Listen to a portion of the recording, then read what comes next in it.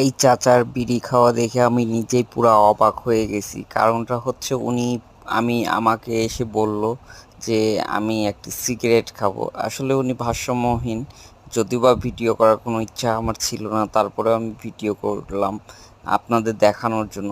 উনি ওনাকে সর্বপ্রথম একটি সিগারেট দেওয়া হয় বেনসন।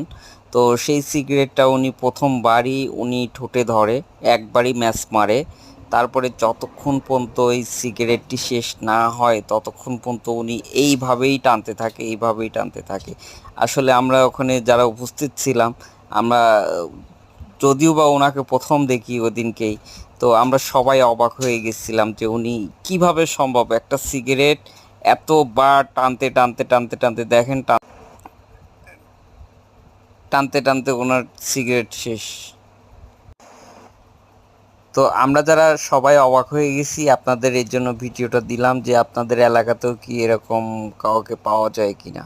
ধন্যবাদ সবাই।